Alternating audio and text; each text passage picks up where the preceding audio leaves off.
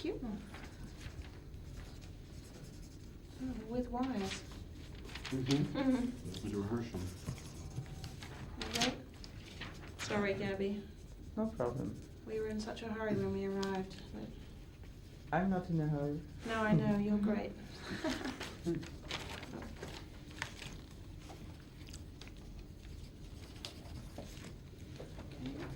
Now when I leave there, we'll have 20 more pictures, right? No.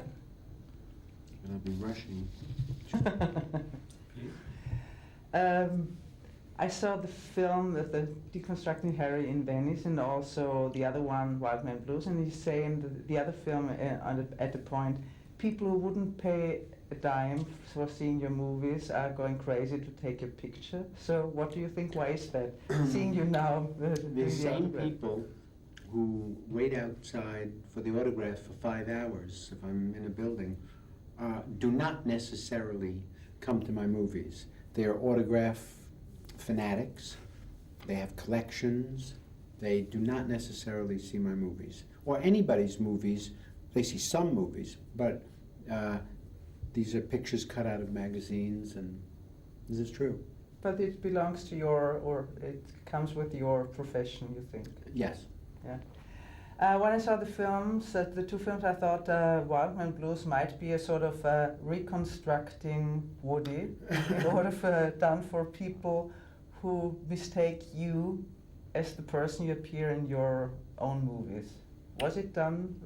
It wasn't done for that reason, but you've hit it right on the head. It's a coincidence that those two movies were finished at the same time. One I made, one Barbara Koppel made.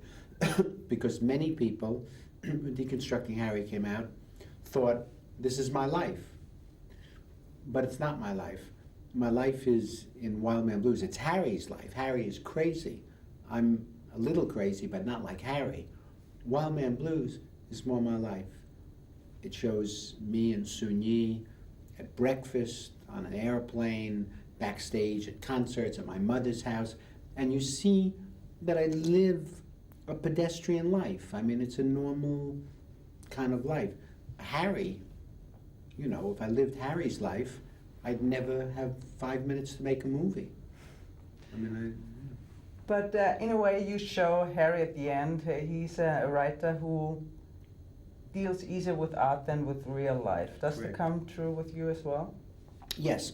Harry's philosophies, his ideas about women, about science, about religion, about art, are mine. The details of his life are not mine. I don't drink all the time and take pills and have prostitutes come to my house and kidnap my child. You know, I don't do those things because they're too extreme. But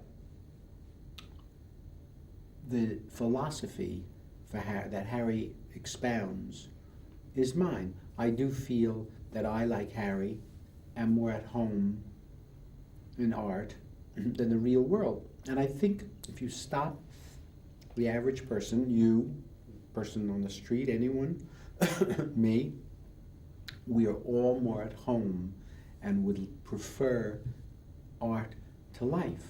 Because if you go into a movie and you're in the cinema and you see, let's take for example a Fred Astaire movie, and the men are handsome and there's champagne and the women are beautiful, you think, oh, this is so great. Then you walk outside of the cinema and it's nothing like that. You'd much prefer to be in art, just like Harry.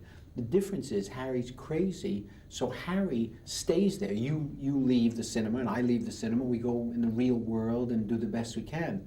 But Harry, you know, stays home and at the typewriter surrounds himself with fiction because otherwise his life is a catastrophe. But I think one similarity could be that Harry embarrasses some people who he portrays or pick some behaviors from them and puts him into his art. Yes, I don't do that. I've made 20... Not even with yourself? With myself, a little bit I have, but I've never had a complaint ever in my life from any person, any relative or friend. That's it. If anything, one or two times people would be happy and they would say, oh, look, you used the story of my mother's wedding, or you know, they're flattered.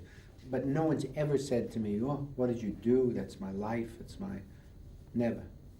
I remember I did an interview once with David Lynch, and he said he would never go to see an analyst or a therapist because it would kill his creativity. And you are the living example to prove him wrong. Well, sure. I've never thought that was a truth. This was a cliche about psychoanalysis 50 years ago, 75 years ago, that you're only an artist because of your neurosis, and if you cure your neurosis, then you lose your. But this is not what happens. Your neurosis impedes your art. It doesn't help your art. It ruins it. It's the artist who suffers from all these neurotic problems, can't work and can't write and can't paint and has a very strange view of the world, and but an artist who is more integrated into the society and has a larger view of life, and he can work and deal with problems. Your talent has nothing to do with your neurosis. Some people think seeing that the documentary, because it's portraying real life and reality, is less true than fiction. So if I saw your Wild Man Blues with great pleasure, do I see the real Woody Allen there? Yes, this is me. This is what I do. I get up in the morning and have breakfast with Sunyi, and we take a walk, and I practice the clarinet, and I write. And it's a very, very simple life. I don't travel much. I stay where I live in New York. I work hard. I practice. I play jazz. I do a movie once a year, but most of the movie is not out filming. Most of the movie's writing, editing. Filming's a few months of the year. So that was a very accurate portrayal.